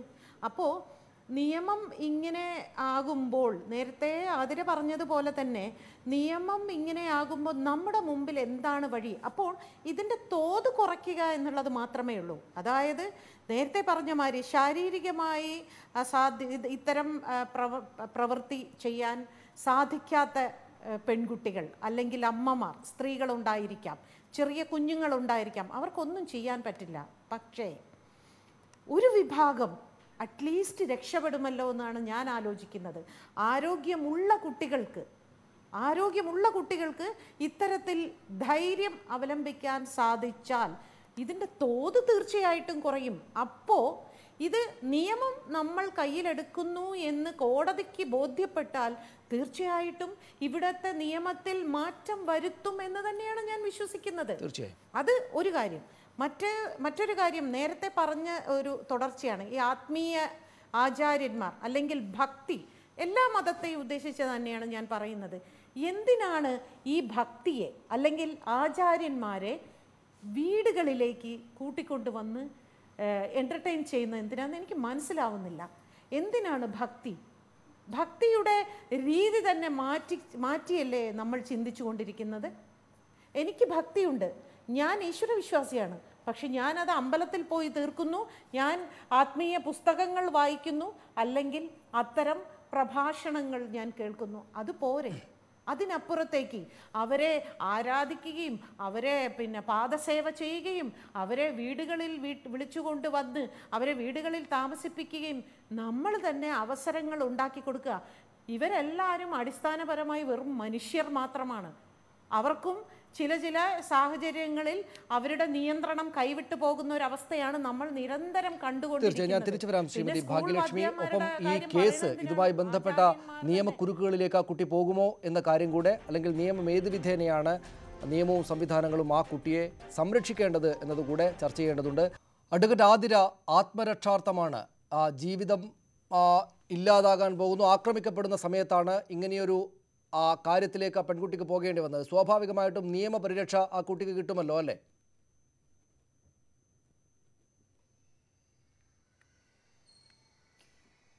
ഇതിനകത്ത് ഇന്ത്യൻ പീനൽ കോഡിനകത്ത് ജനറൽ എക്സെപ്ഷൻസ് പറയുന്നിടത്താണ് പ്രൈവറ്റ് ഡിഫൻസിനെ കുറിച്ച് പറയുന്നത്. ആ പ്രൈവറ്റ് ഡിഫൻസിനെ കുറിച്ച് ഇതൊരു പ്രൈവറ്റ് ഡിഫൻസായിട്ട് നമുക്ക് കണക്കാക്കാവുന്നതാണ്. അതിനകത്ത് പറയുന്നുണ്ട് ചിലപ്പം കൊലപാതകം എതിരെ വരുന്ന ആൾക്ക് മരണം വരെ സംഭവിക്കാവുന്ന രീതിയിലേക്കുള്ള പ്രൈവറ്റ് ഡിഫൻസ് എടുക്കുന്ന സാഹചര്യങ്ങളെക്കുറിച്ച് IPC 100-ാം വകുപ്പിനകത്താണ് പറയുന്നത്. അതിനകത്ത് വളരെ കൃത്യമായിട്ട് മൂന്നാമതായിട്ട് പറയുന്നത് റേപ്പ് ഉൾപ്പെടെയുള്ള കുറ്റകൃത്യങ്ങളെക്കുറിച്ചാണ്. വളരെ കൃത്യമായിട്ട് പറയുന്നുണ്ട്.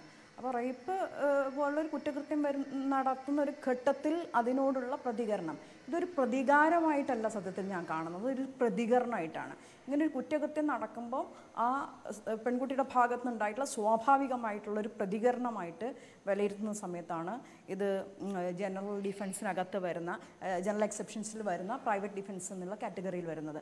അത് സ്വാഭാവികമായിട്ട് അയാൾക്ക് ഉണ്ടായിട്ടുള്ള മുറിവിനനുസരിച്ചിട്ട് മറ്റ് സാഹചര്യ തെളിവുകളും അനുസരിച്ചിട്ടുള്ള കേസ് രജിസ്റ്റർ ചെയ്യും. പക്ഷേ കേസിൻ്റെ വിചാരണ വേളയിൽ അതിൽ പ്രതി ചേർക്കപ്പെട്ട് കഴിഞ്ഞാൽ പെൺകുട്ടിയെ സംബന്ധിച്ചോളം എടുക്കാൻ വേണ്ടി പറ്റുന്ന ഏറ്റവും നല്ലൊരു ഡിഫൻസ് തന്നെയാണ് പ്രൈവറ്റ് ഡിഫൻസ് വരുത്താൻ വേണ്ടി പറ്റുന്ന ഒരു സംഭവം തന്നെയാണ് നടന്നിട്ടുള്ളത്.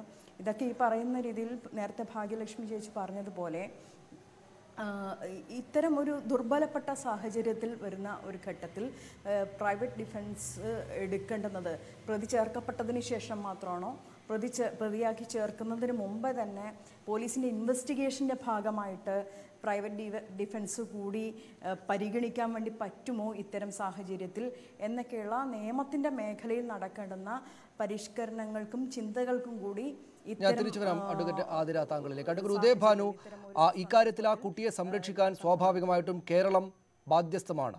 കേരളത്തിന് വേണ്ടിയാണ്, അല്ലെങ്കിൽ എല്ലാവരും പിന്തുണയ്ക്കുന്ന, എല്ലാവരും പിന്നിൽ നിൽക്കേണ്ടുന്ന ഒരു കാര്യമാണ് ആ കുട്ടി ചെയ്തിരിക്കുന്നത്. ധീരമായിട്ടുള്ള നടപടിയാണ്, ഉദാത്തവുമാണ്. മുഖ്യമന്ത്രി പറഞ്ഞത് പ്രകാരം ഏത് നിലക്ക് നിയമപരമായി സംരക്ഷിക്കണം, എന്തൊക്കെ കാര്യങ്ങളാണ് നാം ചെയ്യേണ്ടി വരിക?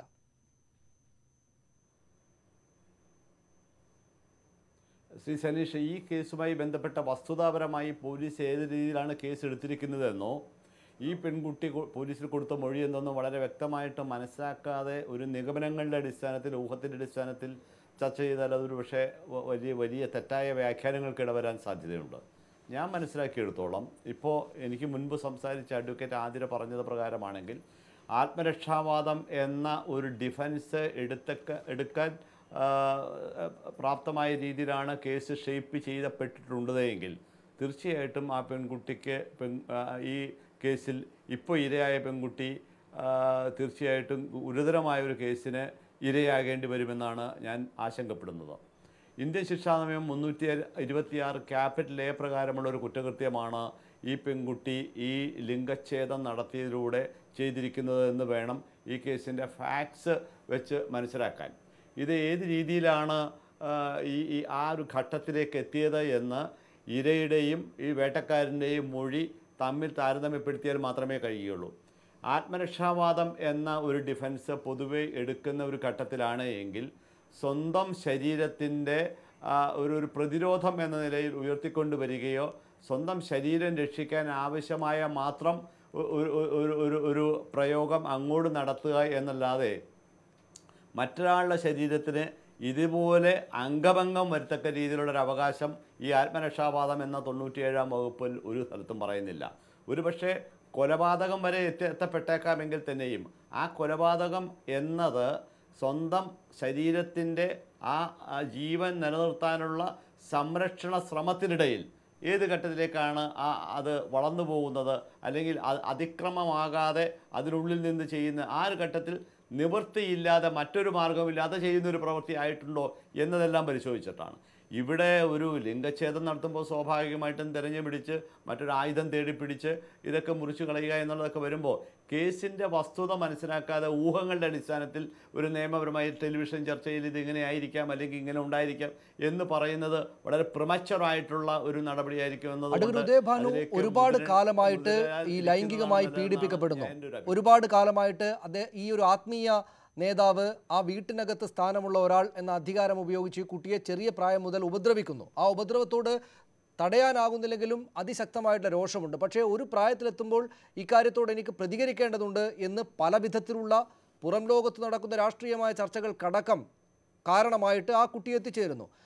ഞാൻ സ്വന്തം ശരീരത്തിന്മേൽ പൂർണ്ണമായ അവകാശമുള്ള ഒരു വ്യക്തിയാണ് എന്ന പൂർണ്ണ ബോധ്യമുള്ള കാലത്തും എനിക്ക് നേരെ അതിക്രമം പ്രയോഗിക്കാനായിട്ട് രാത്രി വന്ന ഒരാൾക്ക് നേരെ ഇനിയും അത് സാധിക്കുകയില്ല എന്ന് പറഞ്ഞ് ഈ പ്രയോഗം നടത്തുകയാണെങ്കിൽ അത് നിയമപരമായി സ്ഥാപിക്കാവുന്നതല്ലേ ഉള്ളൂ. ഈ പറയുന്ന റേപ്പ് നടക്കുന്നു എന്നതിനോട് റേപ്പ് നടക്കുന്നയിടത്ത് ഇങ്ങനെ എതിർക്കപ്പെടുകയാണെങ്കിൽ അത് കുറ്റകരമല്ല എന്ന് എഴുതി വച്ചിരിക്കുന്ന സാഹചര്യത്തിൽ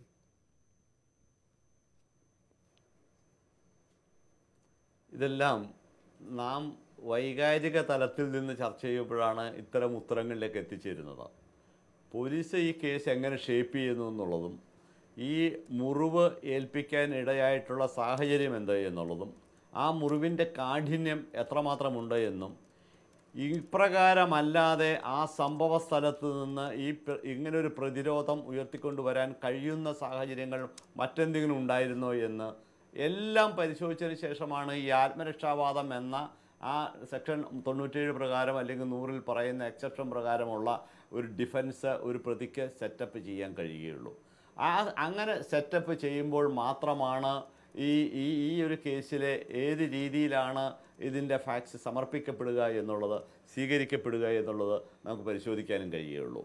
ഈ പറയുന്ന വൈകാരിക തലത്തിൽ നിന്ന് മാറി നിയമപരമായിട്ടുള്ള ആ ചട്ടക്കൂടുകൾക്കകത്ത് നിന്നുകൊണ്ട് മാത്രം ചർച്ച ചെയ്യുന്ന ഒരു വേദിയിലാണ് ഇതിന് കൃത്യമായിട്ട് ഉത്തരവും പറയാൻ കഴിയുള്ളൂ.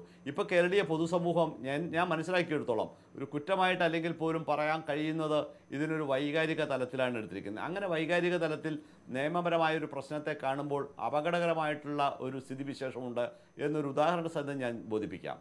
കഴിഞ്ഞ ഒരു 6-7 വർഷക്കാലം മുമ്പ് എറണാകുളം പട്ടണത്തിൽ നടന്നൊരു സംഭവം, അഴിമതിക്കെതിരായിട്ടുള്ള ഒരു പ്രതികരണ ശേഷി, ഒരു പ്രതികരണ ബോധം നമ്മുടെ പൊതുവെ മലയാളികളിലുണ്ട്. അങ്ങനെ ഒരു സംഭവത്തിൽ എറണാകുളം ജില്ലാ ആശുപത്രിയിലെ കുറേ ഡോക്ടർമാർ എന്ത് കാര്യത്തിലും കൈക്കൂലി കിട്ടിയാലും മാത്രമേ പ്രവർത്തിക്കൂ എന്നുള്ള സ്ഥിതി വന്നപ്പോൾ ഈ നക്സലൈറ്റ് സംഘടനകളിൽപ്പെട്ട ചില സ്ത്രീകൾ ആ ഡോക്ടറെ തെരഞ്ഞു പിടിച്ച് ചെരുപ്പുമാല അണിച്ച് ഞാൻ അഴിമതിക്കാരിയാണ്, അഴിമതിക്കാരിയായിട്ടുള്ള ഞാൻ മുന്നോട്ട് വരുന്നത്, എനിക്ക് പണം തന്നാൽ മാത്രമേ ഞാൻ ചെയ്യുള്ളൂ എന്നുള്ള മറ്റും തോരണങ്ങളും അതുപോലെ തന്നെ പ്ലക്കാർഡുകളൊക്കെ വെച്ചു. വളരെയധികം സ്വീകാര്യത കിട്ടിയ കയ്യടി കിട്ടിയ ഒരു സംഭവമാണത്. പക്ഷേ അങ്ങനെ കൈകാര്യം ചെയ്യപ്പെടാവുന്ന സ്വീകാര്യത കിട്ടിയ സംഭവമാണെങ്കിൽ പോലും നിയമവിരുദ്ധമായ ഒരു രീതിയാണ് അവർ സ്വീകരിച്ചത് എന്ന് പറഞ്ഞുകൊണ്ട് അവർക്കെതിരെ കേസെടുക്കുകയുണ്ടായി. ആ കേസെടുത്ത് അപ്രകാരം മാല ചാർത്തിയ മുഴുവൻ സ്ത്രീകളും ദിവസങ്ങളോളം ജയിലിൽ പോകാനിടയായി. ദിവസങ്ങളും ജയിലിൽ പോയതിനു ശേഷമാണ് അവർക്ക് ജാമ്യമൂലം കിട്ടിയത്. അപ്പോൾ വ്യവസ്ഥാപിതമായിട്ടുള്ള മാർഗത്തിൽ നിന്നും വ്യത്യസ്തമായി പ്രതിരോധ നില കൊണ്ടുവരികയോ വൈകാരിക തലത്തിൽ പ്രശ്നങ്ങളെ സമീപിക്കുകയോ ചെയ്യുമ്പോൾ ഒരുപക്ഷെ അത് സ്വീകാര്യത എന്നുള്ള കാര്യത്തിൽ വളരെയധികം അംഗീകാരം കിട്ടുകയും യഥാർത്ഥ ബോധത്തോടു കൂടിയുള്ള ഒരു സമീപനം വരുമ്പോൾ ഒരു പക്ഷേ ഉദ്ദേശിക്കുന്ന രീതിയിൽ ഒരു പരിസമാപ്തിയിലെത്തിക്കാൻ കഴിയാൻ പറ്റുമോ അത്തരത്തിലുള്ള സംശയങ്ങളുണ്ട്. അഡ്വക്കേറ്റ് ഉദയഭാനു മുന്നോട്ട് വെക്കുന്നത് വളരെ പ്രസക്തമായിട്ടുള്ള കാര്യങ്ങളാണ്. പക്ഷേ അപ്പോൾ തന്നെയും അഡ്വക്കേറ്റ് ആതിര, ഈ പറയുന്ന തരത്തിലുള്ള നിയമപരമായിട്ട് എങ്ങനെയാണ് ഈ കാര്യങ്ങൾ പോവുക എന്നതൊന്നും ആലോചിക്കാവുന്ന അവസ്ഥയിലോ ആലോചിക്കേണ്ടുന്ന അവസ്ഥയിലോ അല്ല ആ പെൺകുട്ടി. സ്വാഭാവികമായിട്ടും വർഷങ്ങളായി തുടരുന്ന പീഡനം ഇങ്ങനെ തുടരാൻ ഇനിയും അനുവദിക്കാൻ പാടില്ല എന്ന അവനവൻ ബോധ്യത്തിൽ നിന്നാണല്ലോ ഈ പറയുന്ന ഇത്തരത്തിലുള്ള ക്ഷിപ്രമായിട്ടുള്ള പ്രതികരണം ഉണ്ടാവുക. ഒരുപാട് പീഡന കേസുകൾ കേൾക്കുന്ന, സംഭവ വികാസങ്ങൾ കേൾക്കുന്ന കേരളമായതുകൊണ്ട് അതിദ്രുതം ആ സ്ത്രീക്ക്, പെൺകുട്ടിക്ക് വലിയ പിന്തുണ ലഭിക്കുകയും ചെയ്യും. അത് ഏറ്റവും മുതിർന്ന ആളുകൾ തൊട്ട് ഏറ്റവും താഴെയുള്ള ആളുകൾ വരെ നൽകുന്നുമുണ്ട്. പക്ഷേ അപ്പോൾ തന്നെയും അദ്ദേഹം പറഞ്ഞു വെച്ച ഈ കേസ് എങ്ങനെ ഷെയ്പ്പ് ചെയ്യുന്നു പോലീസ് എന്നത് വളരെ പ്രധാനമാണ്.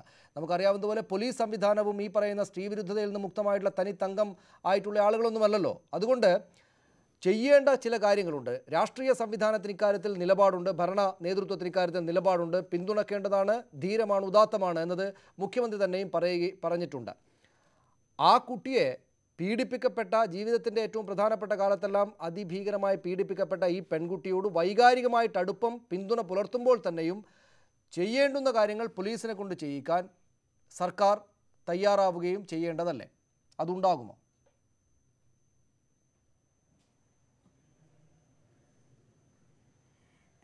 ഇതിൽ ശരിക്കും വൈകാരികത നിറഞ്ഞൊരു പ്രതികരണമുണ്ട്. അതൊരു സത്യം തന്നെയാണ്. അങ്ങനെ ഒരു പ്രതികരണത്തിൻ്റെ തലത്തിലേക്ക് ഇവിടെ മനുഷ്യരെ എത്തിച്ചിട്ടുള്ള ചില സാമൂഹ്യ യാഥാർത്ഥ്യങ്ങളുണ്ട്. ഒരു ക്രിമിനൽ അഭിഭാഷക എന്ന നിലയ്ക്കോ പബ്ലിക് പ്രോസിക്യൂട്ടർ എന്ന നിലയ്ക്കോ പറയുമ്പോൾ ഏറ്റവും അപകടകരമായിട്ടുള്ളൊരു ഡിഫൻസ് തന്നെയാണ് പ്രൈവറ്റ് ഡിഫൻസ് എടുക്കുക എന്ന് പറയുന്നത്. ജനറൽ എക്സെപ്ഷൻ്റെ ഭാഗമായി നിൽക്കുക, പ്രൈവറ്റ് ഡിഫൻസ് എടുക്കുക എന്നൊക്കെ പറയുന്നത്, ഒരു പ്രതി എൻ്റെ കക്ഷിയാണെങ്കിൽ നമ്മൾ എടുക്കുന്നത് ഒരു വളരെ റിസ്ക് ഉള്ളൊരു ഡിഫൻസ് തന്നെയാണ് പ്രൈവറ്റ് ഡിഫൻസ് എന്ന് പറയുന്നത്. പക്ഷേ ഇതിനൊക്കെ അപ്പുറത്തേക്ക് നിന്ന് ആലോചിക്കുന്ന ഒരു മനസാക്ഷിയും വൈകാരികതയുള്ള മനുഷ്യരെന്നുള്ള നിലയ്ക്ക് ആലോചിക്കുന്ന സമയത്ത് സ്വാഭാവികമായിട്ടും പോലീസ് എങ്ങനെ കേസ് രജിസ്റ്റർ ചെയ്യുന്നു എന്നുള്ളൊരു പ്രധാനപ്പെട്ട ഘടകം തന്നെയാണ്. ആഭ്യന്തര വകുപ്പ് കൂടി കൈകാര്യം ചെയ്യുന്ന മുഖ്യമന്ത്രിയുടെ പ്രതികരണം വന്നു കഴിഞ്ഞിട്ടുണ്ട്.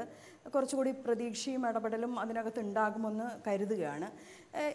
നേരത്തെ ഉദയഭാനു സാർ പറഞ്ഞതിനോട് പൂർണ്ണമായും യോജിച്ചുകൊണ്ട് തന്നെ ഞാൻ പറയുകയാണ്, ഇങ്ങനെയൊക്കെ ആണെങ്കിലും ഇതിൻ്റെ ഈ നിലനിൽക്കുന്ന യാഥാർത്ഥ്യങ്ങളുടെ നടുവിൽ നിന്ന് ശരി, നിയമം എന്നെ രക്ഷിക്കട്ടെ, ഞാൻ അതിൻ്റെ വഴിക്ക് വരാം എന്ന് പറഞ്ഞ പതിനായിരക്കണക്കിന് സ്ത്രീകൾ ഇന്ന് എവിടെയുണ്ട് എന്നുള്ളത് നമുക്ക് നന്നായിട്ടറിയാം. വിവിധ പീഡന കേസുകളിൽ ഇരയായിട്ടുള്ള ആളുകൾ. അതിനനുസരിച്ച് നിയമം കയ്യിലെടുക്കട്ടെ എന്നുള്ളതല്ല പറയുന്നത്. പക്ഷെ അതിനും അപ്പുറത്തേക്ക് ഞാൻ പറഞ്ഞത് ഇതാണ്, ബലാത്സംഗം ഉൾപ്പെടെയുള്ള കുറ്റകൃത്യങ്ങൾക്കകത്ത് 100-ാം വകുപ്പ് പ്രകാരം പ്രൈവറ്റ് ഡിഫൻസ് എടുക്കാമെന്ന് പറയുന്നത് അത്തരം ആളുകൾക്കെതിരായിട്ട് കേസ് രജിസ്റ്റർ ചെയ്യുന്ന സമയത്ത് ഇൻവെസ്റ്റിഗേഷൻ മാത്രം ചെയ്യുന്ന പോലീസ് ഇൻവെസ്റ്റിഗേഷനും അപ്പുറത്തേക്ക് ഇത്തരം കേസുകൾക്കകത്ത് എങ്ങനെയാണ് അവർക്ക് ഈ പറയുന്ന കുറച്ചുകൂടി വിവേകത്തോടു കൂടി ഇടപെടാൻ വേണ്ടി കഴിയുന്ന ഒരു സാഹചര്യം വരേണ്ടതുണ്ട്. അങ്ങനെ വന്നു കഴിഞ്ഞാൽ മാത്രമേ സ്വാഭാവികമായിട്ടും പ്രതികളെ സംബന്ധിച്ചിടത്തോളം ഇത്തരം ആക്ടിവിറ്റികളിലേക്ക് പോകുന്ന ക്രിമിനലുകളെ സംബന്ധിച്ചിടത്തോളം ഇത് എനിക്കൊരു പരിക്ക് പറ്റിക്കഴിഞ്ഞാലും മറ്റേവരും മറുഭാഗത്തുള്ള ആളും നിയമത്തിൻ്റെ എല്ലാ വഴികളിലൂടെയും കടന്നു പോകണം എന്നുള്ളൊരു അവസ്ഥയിൽ മാറ്റങ്ങൾ വരുന്ന സമയത്ത് മാത്രമേ നമ്മൾ ഈ പറയുന്ന ഇപ്പം നടന്നിട്ടുള്ള ഒരു ഇൻസിഡൻറ്റിനെ കയ്യടി കൊടുക്കുന്നതിൽ അർത്ഥമുള്ളൂ. അല്ലെങ്കിൽ നേരത്തെ ഇപ്പം നിലനിൽക്കുന്ന അവസ്ഥയിൽ ഇത് തന്നെയാണ്. ഈ പെൺകുട്ടിയും ഇതേപോലുള്ള ക്രിമിനൽ കേസിൽ പ്രതിയാക്കപ്പെടുകയും അതിൻ്റെ ഭാഗമായിട്ട് അവരുടെ വിചാരണ വേളയിൽ മാത്രം എടുക്കാൻ വേണ്ടി പറ്റുന്ന ഒരു ഡിഫൻസ് ആയിട്ട് മാത്രം ഈ പ്രൈവറ്റ് ഡിഫൻസ് എന്നുള്ളത് നിലനിൽക്കുകയും ചെയ്യുന്നുണ്ട്. അതുകൊണ്ടാണ് ഞാൻ പറഞ്ഞത്, അങ്ങനെയുള്ളൊരു വലിയ കോംപ്ലിക്കേറ്റഡ് ആയിട്ടുള്ളൊരു സാഹചര്യത്തിൽ നിന്നുകൊണ്ട് നമുക്ക് അക്കാദമിക് തലത്തിൽ മാത്രം നിന്നുകൊണ്ട് അല്ലെങ്കിൽ നിയമത്തിൻ്റെ മാത്രം പുസ്തകങ്ങളിലും നിയമ ചർച്ചകളിലും മാത്രം ഉപയോഗിക്കാൻ വേണ്ടി കഴിയുന്ന ചില കാര്യങ്ങളിലൂടെ മാത്രം ഈ ഒരു വിഷയത്തെ കൈകാര്യം ചെയ്യുന്നതിന് കഴിയാത്തൊരു സാഹചര്യമുണ്ട്. അത് നമ്മുടെ ദൗർബല്യമാണ്, നമ്മുടെ നിലനിൽക്കുന്ന അതാണ്. അങ്ങനെ സങ്കീർണമായിട്ടുള്ള സാഹചര്യമുണ്ട്. പക്ഷേ എങ്കിൽ തന്നെയും ശ്രീമതി ഭാഗ്യലക്ഷ്മി, നമുക്ക് ഈ ചർച്ച അവസാനിപ്പിക്കാം. ശ്രീമതി ഭാഗ്യലക്ഷ്മി, ഈ പറയുന്ന സങ്കീർണമായിട്ടുള്ള സാഹചര്യങ്ങളുണ്ട്, അത് ഇതിലേക്ക് നയിക്കുന്ന സാമൂഹ്യ പ്രശ്നങ്ങളുണ്ട്. ഇതിന് എങ്കിൽ തന്നെയും ഇത്തരം സാഹചര്യങ്ങളിൽ ഇങ്ങനെ തന്നെയാണ് ചെയ്യേണ്ടത് എന്ന നിലപാടല്ലേ നമ്മൾ സ്വീകരിക്കേണ്ടത്? ഈ പറയുന്നത് പോലെയുള്ള നിയമങ്ങൾ മനുഷ്യന് വേണ്ടിയിട്ടാണ്. നിയമങ്ങൾ അനീതി ഉണ്ടാകുമ്പോൾ അതിനെതിരെ തടയായിട്ട് മുന്നോട്ട് വെക്കേണ്ടതാണ്. അതുകൊണ്ട് ഇത്തരം സംഭവങ്ങൾ ഉണ്ടാകുമ്പോൾ കുട്ടികളെ നിങ്ങൾ ഇത് തന്നെയാണ് ചെയ്യേണ്ടത് എന്ന് നമ്മൾ ഈ സമൂഹത്തോട് പറയുകയാണ്, അവരെ ധൈര്യപ്പെടുത്തുകയാണ് വേണ്ടത്, അല്ലേ ശ്രീമതി ഭാഗ്യലക്ഷ്മി?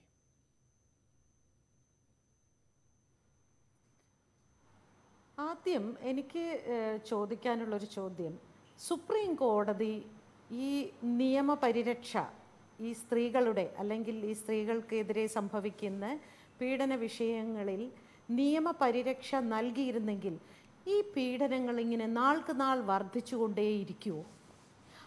അത് വളരെ പിന്നെ വീക്കായതുകൊണ്ട് തന്നെയല്ലേ ഇത് വീണ്ടും വീണ്ടും? അതായത് എനിക്ക് എന്താണ് സംഭവിക്കാൻ പോകുന്നത്?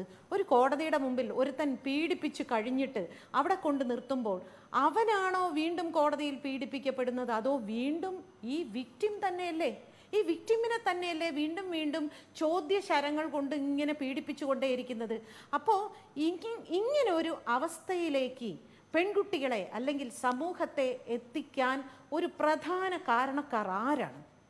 കോടതികൾ തന്നെയാണ്. ഇപ്പോൾ നാളെ ഈ പറയുന്ന മാതിരി പോലീസ് എന്താണ് എഴുതി വച്ചിരിക്കുന്നതെന്ന് നമുക്കറിയില്ല. നാളെ ആ കുട്ടിയെ ഇനി കോടതിയിൽ കൊണ്ടുപോയി എന്തൊക്കെ ചോദിക്കും? ഇയാളെ എന്തിനു വീട്ടിൽ താമസിപ്പിച്ചു? സമൂഹം ചോദിക്കും. ഈ കുട്ടിയുടെ വീട്ടുകാരെന്തിന് ഇയാളെ വീട്ടിൽ താമസിപ്പിച്ചു? ആശ്രമത്തിൽ പോയാൽ ചോദിക്കും, എന്തിന് ആശ്രമത്തിൽ പോയി? വീട്ടിൽ വന്നാൽ എന്തിനു? ഇതിങ്ങനെ ചോദിച്ച് ചോദിച്ച് ചോദിച്ച് ചുരുക്കം പറഞ്ഞാൽ കുറ്റം മുഴുവനും ഞാൻ തന്നെയാണ്, ഇത് ഞാൻ പോയി നിന്നു കൊടുത്തത്, എന്നെ അങ്ങ് പീഡിപ്പിക്കുകയെന്ന് പറഞ്ഞു എന്നൊരവസ്ഥയിലേക്ക്, നമ്മളെ ഒരു കുറ്റവാളിയുടെ ഒരു അവസ്ഥയിലേക്ക് ഇവിടുത്തെ നിയമം കൊണ്ടുപോകുന്നതിലാണ് ഏറ്റവും സങ്കടം. എന്നെ സംബന്ധിച്ച് ഞാൻ പറയാം, ഒരു പക്ഷേ ഈ കുട്ടിക്ക് ഒരു എന്തായാലും കഠിനമായ ശിക്ഷയൊന്നും കോടതിക്ക് നൽകാൻ സാധിക്കില്ല. ഒരു പക്ഷേ എന്ന് ഞാൻ വീണ്ടും പറയുന്നു, പോലീസ് എഴുതി വെച്ചതിൽ എന്തെങ്കിലും അപാകത സംഭവിച്ച് കോടതിയിൽ ഈ കുട്ടിക്കെതിരെ ചെറിയ വല്ല ശിക്ഷയും സംഭവിച്ചാലും സാരമില്ല. നാളത്തെ ഒരു തലമുറയ്ക്ക് വേണ്ടി ആ കുട്ടി നൽകിയ ഒരു വലിയ സന്ദേശമുണ്ട്. ആ സന്ദേശത്തിന് അവൾ ഒരു ത്യാഗം ചെയ്തു എന്ന് വിശ്വസിക്കാനാണ് എനിക്കിഷ്ടം. ഇനിയും ഇത് തന്നെ ഇവിടെ സംഭവിക്കും. തീർച്ചയായിട്ടും ഇത് സംഭവിച്ചാൽ മാത്രമേ കോടതി ഉണരുള്ളൂ, കോടതിക്ക് മനസ്സിലാവുള്ളൂ എന്താണ് സ്ത്രീക്ക് ആവശ്യം. എല്ലാവരും സൂര്യനെല്ലി പെൺകുട്ടിയാകും എന്ന് കരുതരുത്. ഇവിടെ എല്ലാവർക്കും സൂര്യനെല്ലി പെൺകുട്ടി ആക്കാനാണ് താല്പര്യം. ഇനി അത് സാധിക്കില്ല. ഇനി അങ്ങനെ നടപ്പിലാക്കാൻ ഞങ്ങൾ സ്ത്രീകളോ അല്ലെങ്കിൽ അച്ഛൻ, അമ്മ എന്ന് പറയുന്ന, സഹോദരൻ എന്ന് പറയുന്ന ഒരു സമൂഹമോ അനുവദിക്കില്ല, അനുവദിക്കാൻ പാടില്ല. തീർച്ചയായും വളരെ നന്ദി Shrimati Bhagyalakshmi, Shrimati PM Athira, Shri advocate Udayabhanu, Shri RV Babu ഈ ചർച്ചയിൽ പങ്കെടുത്തതിന്. ആ പെൺകുട്ടിക്കൊപ്പം തന്നെയാണ്, ആ കുട്ടി കാണിച്ച ധീരതയ്ക്കൊപ്പം തന്നെയാണ്. ഇനിയും ഇത്തരം സംഭവ വികാസങ്ങൾ ഉണ്ടാവുകയാണെങ്കിൽ ഇങ്ങനെ തന്നെ പ്രതികരിക്കണമെന്നാണ് കുട്ടികളോട് പറയേണ്ടത്. നിയമം ആ അനീതിക്കെതിരായിട്ട് അനീതിക്കിരയായവൻ്റെ കൂടെയാണ്, ഇരയായവൾക്ക് ഒപ്പമാണ് വരിക. അതിനുള്ള സൂചനകൾ ഇന്ന് അധികാരത്തിലിരിക്കുന്ന ആളുകളുടെ ഭാഗത്തു നിന്ന് തന്നെ വന്നിട്ടുണ്ട്. ധീരമായ നടപടിയാണ് പിന്തുണയ്ക്കുന്നുണ്ട് എന്ന് ഒരാളും ഈ പറയുന്ന ഈ ക്രിമിനൽ പ്രവൃത്തിയിൽ ഏർപ്പെട്ട ഈ സന്യാസി എന്ന് നടിച്ചു നടന്നയാൾക്ക് പിന്തുണയുമായി വന്നിട്ടില്ല എന്നതുകൂടെ കാണേണ്ടതാണ്. തീർച്ചയായും ഇത്തരം സംഭവ വികാസങ്ങളിൽ പെട്ടുപോകുന്ന ആളുകൾ ഈ മട്ടിൽ തന്നെയാണ് പ്രതികരിക്കേണ്ടത് എന്ന് തന്നെയാണ് നമ്മൾ ഈ സമയം സമൂഹത്തോട് പറയേണ്ടത്. വളരെ നന്ദി അതിഥികൾക്ക്. വളരെ പെട്ടെന്ന് തിരിച്ചു വരാം ഇടവേളയ്ക്ക് ശേഷം.